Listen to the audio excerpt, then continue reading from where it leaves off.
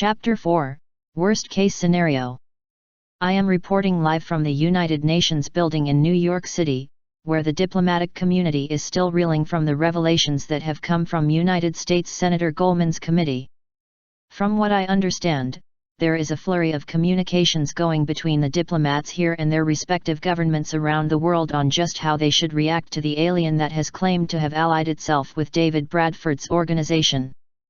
Not all are convinced of its apparent benevolence, especially Senator Goldman and his supporters. Still more are dissecting every word it said during its one and only appearance. It admitted to being related to another of its kind that apparently found itself on Earth, but it didn't say how this other creature found itself here. Its apparent resemblance to mythical unicorns leads some to state that its species may have visited Earth in the distant past. Still others have expressed disbelief at what was clearly stated as an immortal ruler and the use of magic to silence Senator Goldman during his own hearing. This has fueled a massive amount of speculation, from apparent translation error despite its fluency, to religious belief. Only one thing is certain at this time. With Shining Armor disappearing shortly after the interview and David Bradford nowhere to be found for the last 2 days, the people of the world are left waiting for answers and hoping that this isn't the herald to a new wave of invaders. As for Senator Goldman, after recovering the ability to speak, he publicly denounced Shining Armor as an imperialistic bully while vowing to continue his investigation into XCOM and its apparently alien benefactors. *1202, October 29, 2015, Surface Training Facility, XCOM Beta Site. Matt Harris watched the timer slowly count down before glancing to the other spots on his HUD. Armor systems are okay, Psi is collecting power, everyone else is reading green, he thought before looking back to the timer. Come on, come on, come on. The timer finally struck 0 and a loud buzzer filled the training area. The overhead lights cut out and the night vision in Matt's helmet activated as he rose from his kneeling position. One hand dug into the pouch at his side and produced 6 small tungsten projectiles. The HUD instantly highlighted them and after a mental command they all rose out of his palm to hover just behind his left shoulder. All right, kids, you know the drill, Matt addressed the others in his squad. His eyes flicked to the corner of his vision and a small semi-transparent circle appeared along with blinking dots indicating the positions of his team. Your priority is to link up with each other before going after Shiny. If you're caught on your own, retreat and report his position. Understood. A chorus of acknowledgements answered Matt and he slowly began to stalk into the maze. Vague memories of the Army's urban fighting slaughterhouse training tickled at the back of his mind and the feeling was certainly helped by the M4A1 in his hands. It was of the shorter CQBR variety, but it fit his grip like a glove.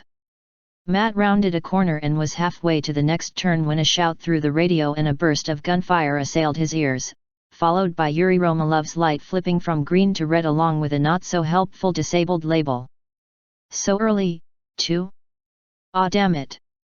Zhang, start scanning and report Shiny's position, Matt ordered as he continued to advance around the next corner and spotted a familiar figure. Finch, I'm coming up on your back. Jack Finch's armored form didn't react as Matt came up behind and tapped his shoulder. All quiet here, boss. He rose from his kneeling position while keeping his rifle trained further down the corridor before asking, does Zhang have the target? Before Matt could answer the question, another report came through the radio. Harris, Jenkins. I've got Victor with me and we're heading to where Yuri got taken out. Wait. I've got eyes on the prize, but he's moving fast. I just spotted him moving through a corridor parallel to our current path. For a brief moment a yellow spot appeared on the minimap on Matt's HUD, and despite himself he couldn't stop a small smile from creeping up on his face. Good work, Jenkins. There's a hub that your corridor empties into north of your position, and his path should head that way too. Finch and I will double time to you and we'll set an ambush.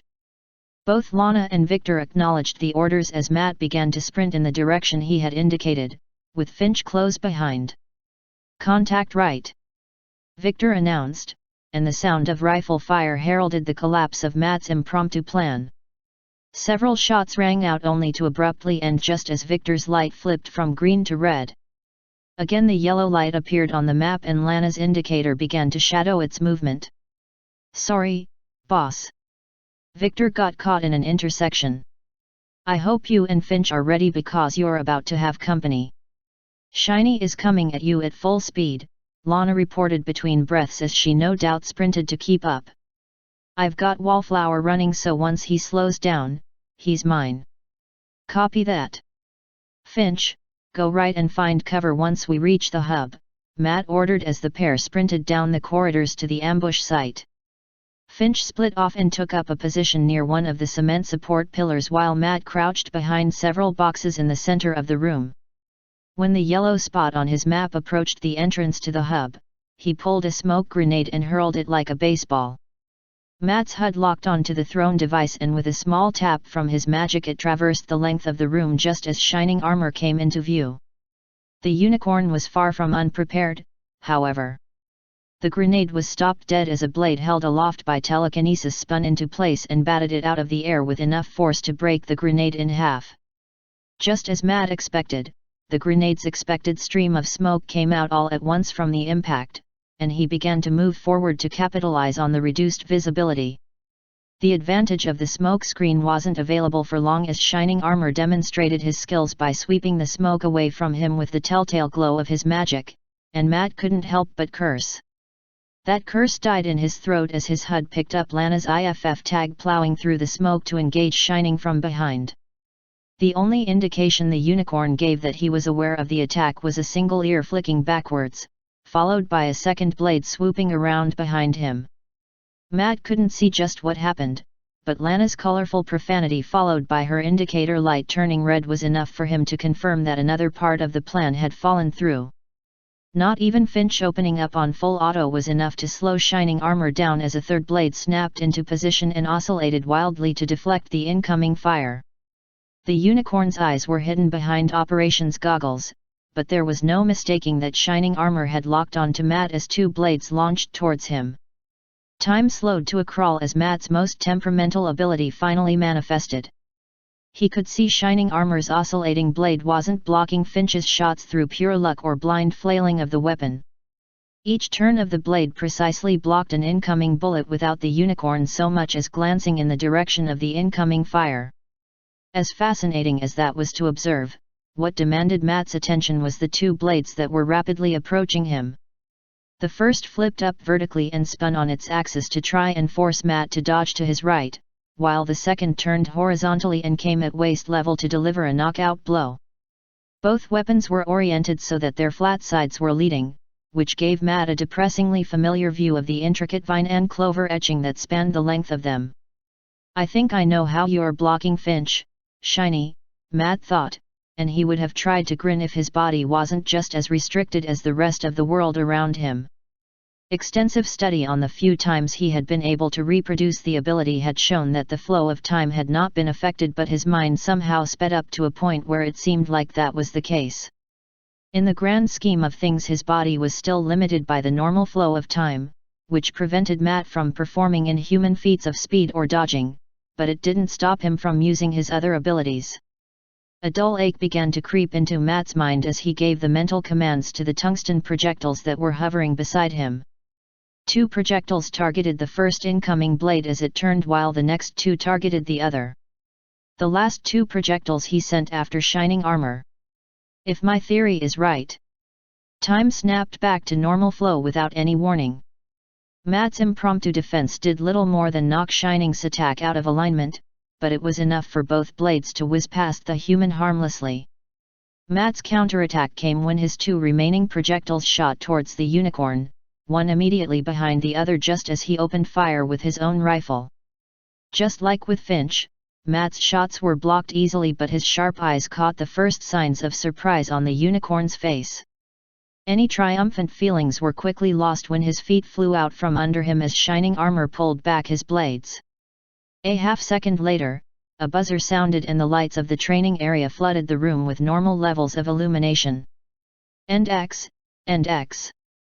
Shot confirmed connected on Shining Armor from Matt Harris. Good work, people, the disembodied voice of Major Fujikawa announced through the loudspeakers.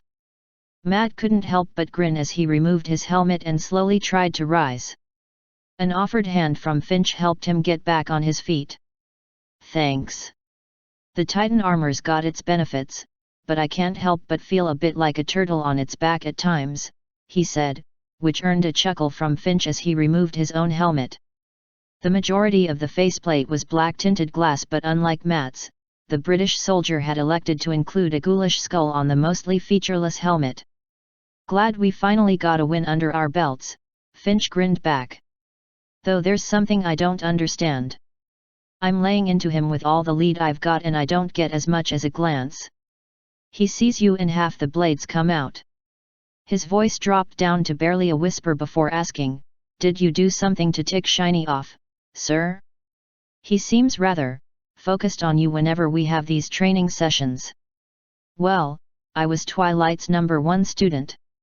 Maybe he's testing her teaching methods through me." Matt lied smoothly, and Finch's shrug was a good enough indicator that the explanation had been bought. "Excellent work, Captain Harris." Shining Armor offered his congratulations with a sincere if somewhat grudging smile. A quick tug with his magic lowered the goggles to dangle around his neck where they tapped lightly against his matte black armor. "It all happened pretty quickly, but if I'm guessing right, you had your 2 telekinetic shots split in different directions shortly before I moved to intercept?" "I got one but the other clipped me."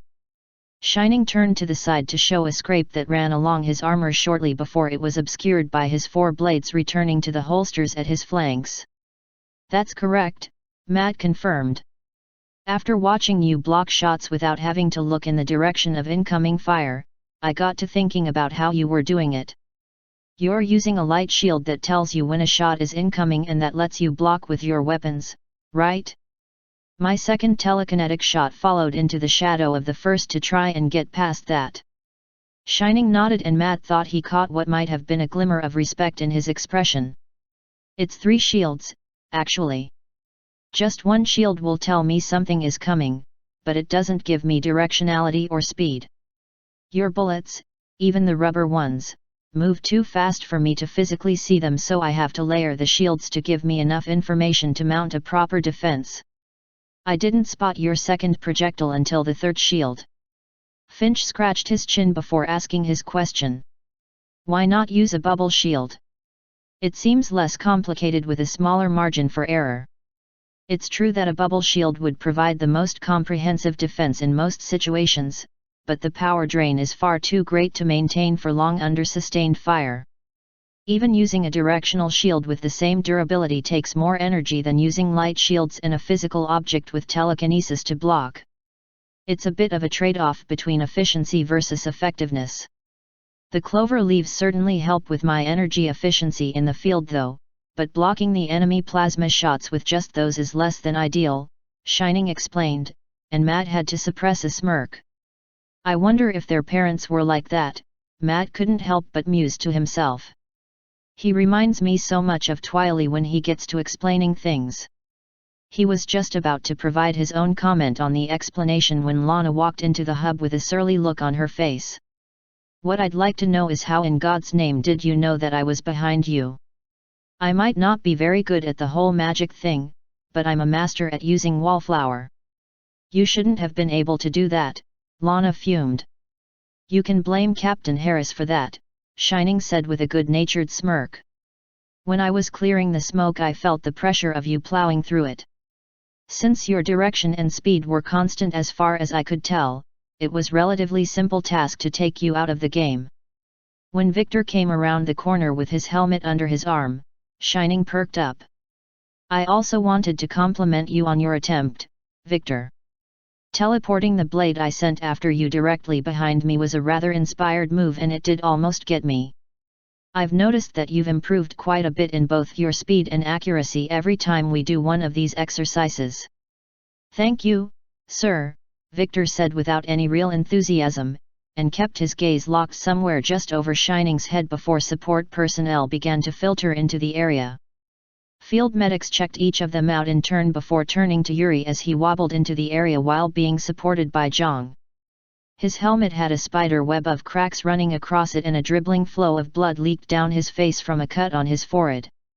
I'm fine, Yuri said as he tried to wave off the medics.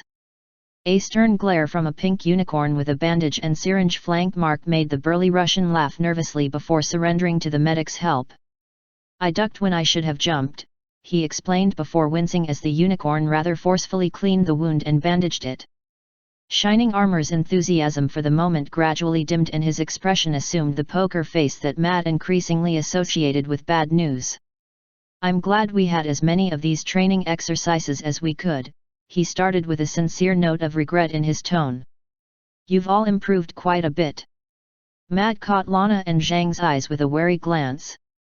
I can sense a but coming, he said, and it was all but confirmed when Shining Armor's stoic expression faltered for just a moment. Come on, don't be like that, Lana said cheerfully. You're letting that meeting with Goldman get to you. Despite what the politicians are saying, everyone with a brain knows the senator was laying it on pretty thick since he's up for re-election this year. I hear Peter Van Dorn and a number of other highly placed folks in the armed forces are going public with the amount of help you and yours have provided. When Shining Armor didn't immediately make the connection, Lana continued. Van Dorn? He's the army general we picked up off the freeway overpass in Los Angeles a couple of months ago. Ah, I remember now, Shining said after a moment's hesitation. Recent events have been distracting me lately. It seems like the only times I can focus anymore are during exercises like these or when we're out in the field. When he caught the looks of concern from the assembled humans, he closed his eyes and sighed. All your questions will be answered tonight. Without another word he turned and exited the training area, leaving the humans to all share wary glances. 1711, October 29, 2015, Mess Hall, XCOM Beta Site. Where did they all go? I haven't seen Shiny or any of his people since the end of the exercise, Lana asked warily as she leaned forward and lowered her voice. They haven't been this skittish since they first got here, and that was months ago. Matt simply nodded and took another bite of his food while turning the issue around in his head to try and piece together just why Shining had acted the way he had and just where the other equestrians had disappeared to. Shining's always been rather duty-driven, and he always makes a point of coming down to the mess hall after practice is complete. Are they even on base anymore? That thought led to the next question. Where could they possibly go if they aren't here anymore? It's wilderness for miles in every direction and they'd fare better than most if they had to go out there, but why would they? The only other ways out of the base are the Skyrangers or... Zhang, do you know the kaleidoscope schedules? Matt asked as casually as he could. I do not know the exact time but I do know there was a planned activation today, Zhang answered plainly and his expression betrayed nothing, but the slightest pause in eating his own meal betrayed the fact that he had come to the same conclusion that Matt had. Lana apparently arrived at the same conclusion as she spoke again. You think they all went home? I'm surprised none of them at least said goodbye. Do you think that, maybe they felt that their obligation has been fulfilled? I suppose I can see why they'd be reluctant to risk dozens of lives simply because we saved one of theirs. Even as she finished her sentence, Lana's tone made it increasingly obvious that she didn't believe what she was saying. Say, do you think their leaving is the reason for the emergency officers meeting in an hour? When both Zhang and Matt turned to stare at her, she quickly backtracked. I mean, what officers meeting? Those are secrets so I wouldn't know about that. Wait here, I'll be right back, Matt said as he rose and made his way to one of the other tables. While there was no formal assignment of who sat at which table, more often than not each of the strike teams tended to congregate at the same table every meal, same for the engineers and scientists. The interceptor pilots and Skyranger crews studiously ignored each other but nevertheless chose tables that were side by side. The last table was taken up by the specialists under Matt's command and was commonly referred to as the spooky table when they thought he wasn't listening. Strike One's table was just as lively as Matt remembered, with everyone present laughing at one of the seemingly improbable stories that Sergeant Robert Sachs had shared. The table calmed as Matt approached, only for Sax to launch into another story for the benefit of the relatively fresh-faced rookies that sat on the far side. This, boys and girls, is Captain Matt Harris. He kills the X-rays with his mind. The rookies' reactions varied, as most had at least one deployment under their belt and had witnessed just what a unicorn could do in a fight, but few had the opportunity to see Captain Harris in combat. The lack of disbelief from the veterans at the table did more to quiet any disbelievers than anything Matt could have hoped to say. "I don't mean to interrupt, I just need a word with the lieutenant," Matt said with a nod to Patrick Carlock, and the former Army engineer rose and joined Matt. "The meeting we've got in an hour. I think I know what it's going to be about," he whispered just loud enough to be heard over the general clamor of the mess hall. "If the worst case turns out to be true, can I count on you to follow my lead?" "Is that an order?" Patrick asked, not unreasonably. "No, it's not. I don't command Strike One anymore, that's your job now," Matt said to try and diffuse the tension their conversation was generating. "If this meeting is the worst-case scenario I'm worried about, then you'll know what I'm asking." Patrick gave Matt one last skeptical look before nodding. "I trust your judgment, Matt. You do realize that I'm going to spend the rest of this meal wondering what you're talking about, right?" The junior officer chuckled before finally asking, "Is there anything else?" "No, that was it," Matt answered, and he watched Patrick turn back to his team. "I really hope it isn't the worst case," he thought as he turned back to his own team to finish his meal. *1800 hours, October 29, 2015, Briefing Room, XCOM Beta Site. The murmur of hushed voices was absent in the briefing room as each of the strike team commanders and their subordinates sat in complete silence. All were quick to notice the empty seats that were usually filled by their equestrian counterparts. Wary looks were shared for several minutes before Commander Bradford stepped into the room, followed by Major Fujikawa and Shining Armor. Bradford's trademark glare was present but was slightly unfocused, while Shining Armor's expression was studiously blank. The unicorn was wearing the dress uniform he had brought from his home world, and the clover leaves were sheathed at his sides. Fujikawa trailed behind. Matt rose and saluted with the rest of the officers as Commander Bradford walked down the aisle to the center of the room. Shining Armor didn't so much as spare a glance as he passed, with his gaze locked firmly in front of him as he stood beside Bradford. The commander returned the salute and everyone took their seats. Once everyone settled in, Commander Bradford stepped forward and spoke. "I would like to offer congratulations to all of the strike teams for their outstanding work over the past few months. Since June, we've seen a significant escalation in the aliens' prosecution of this war, but that has dwindled to levels not seen since January.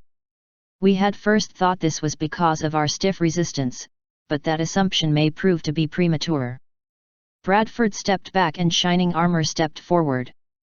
The covers on the clover leaves unlatched and they swept to each corner of the room. Before anyone could raise a question, the four weapons pulsed with light and the drab briefing room disappeared, only to be replaced with a battlefield frozen in time. A trio of alien ships loomed in the early evening sky, and a pack of heavily armored mutons fired at distant targets. What drew Matt's attention most was the white-robed ethereal that stood serenely in the center of the mayhem. Son of a bitch, Matt couldn't help but think as he subconsciously went through his mental shielding exercises while trying not to think about the precious few times XCOM had encountered that specific type of alien.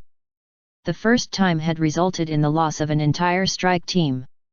The second would have had similar results were it not for the Skyrangers, interceptors, and an excessive amount of close air support. Where did this happen? I don't remember hearing about any operation that has encountered one of them in at least 2 months, Matt thought as he racked his mind for any detail he might have missed before he began to examine the settings that surrounded the mutons. The battle itself took place on the outer edges of a hedge garden that was almost completely destroyed or on fire. Towers of white stone could be seen in every direction, and colorful banners with sun and moon iconography could be seen hanging from them. Small packs of unicorns in gleaming armor lashed out with their magic, but far more were suppressed by the mutons' fire and the ships in the sky. This memory was provided by one of the royal guards currently stationed in Canterlot, Shining Armor explained, and Matt knew the unicorn well enough to realize just how much effort it was taking to keep his voice neutral. The image began to shift and Shining Armor continued. This memory was provided by one of the surviving weather team members of Cloudsdale. The images finally settled on what would have been considered a fantastic city in the clouds were it not for the volleys of plasma fire and the gaping wounds they left behind in the city. A formation of 4 alien fighters bracketing a massive battleship dominated the scene, and Matt could pick out what appeared to be dozens of floaters and cyber discs engaging Pegase. The silence in the room as deafening as the implications of these scenes hit the humans, and Matt spared a glance at Patrick. The Strike One officer's face was pale and Matt didn't have to strain his imagination to know what he was thinking. This is the worst-case scenario you mentioned, isn't it? Both of these memories are from approximately 2 days ago, Shining Armor continued. Nearly 10,000 casualties have been reported so far and Cloudsdale's foundation has been damaged to the point where the vast majority of the city has crumbled and dispersed. The aliens were defeated, but at this time we are not confident we can repel an attack of this magnitude again. How did your defenders repel this attack?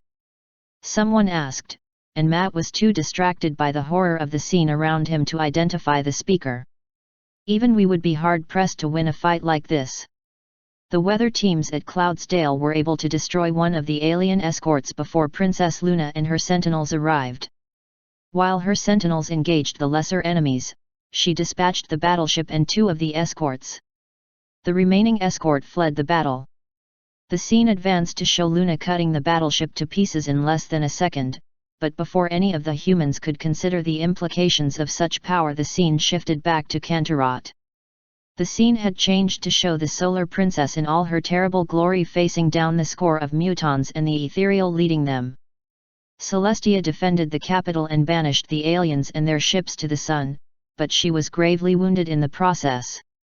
Shining tried to continue, but his words died in his throat, not that anyone had noticed. The vast majority of XCOM personnel had heard of the levels of power that both Celestia and Luna were capable of, but most simply assumed a significant portion of what they attributed to the princesses as something bordering on religious fervor. Even Matt had his doubts as to just what they could do, but seeing a battleship cut to pieces caused him to revise his estimate upwards.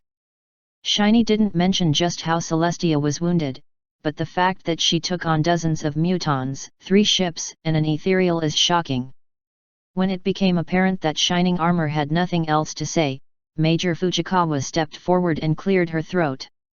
I've discussed all possible actions we can with the relevant parties and have come to a decision.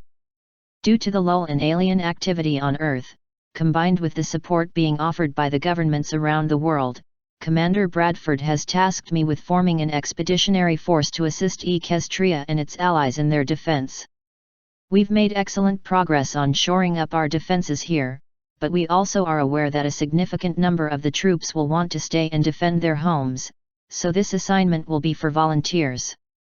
The next kaleidoscope activation is scheduled for just under 2 days from now, so you have time to discuss who is willing to participate.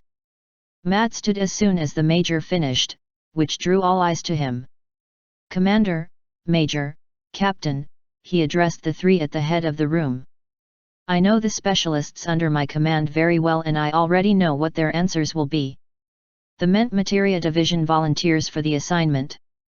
The core of Mente Materia was comprised of Matt, Jong, Lana, and Yuri, and they all had the privilege of knowing Twilight during her time on Earth and had been quite accepting of the equestrian reinforcements. The new arrivals to the division had taken more time to adjust but were just as comfortable with their non-human allies as the veterans in the group. He knew just how they would react to this news. Well, all but one, but he isn't in a position where he can refuse, Matt thought to himself, but any further musing was put aside as Patrick stood up. I don't like the idea of Shining's people getting attacked because they helped us, and Strike One will agree. Patrick said, his tone of voice edged with steel. Robert Sachs, his second in command, nodded and stood beside him. Once Patrick stood, the momentum steadily grew as each of the strike leaders and their subordinates stood in turn until the entire assembly was standing. Major Fujikawa had the smallest of smirks on her face while Shining simply looked stunned, and both of them looked to Bradford with expressions that nearly screamed, "You knew this was going to happen." If Bradford noticed those expressions, he did not react to them as he stepped forward and issued his orders. Details on the assignment will be available shortly. If there are no questions, you're dismissed.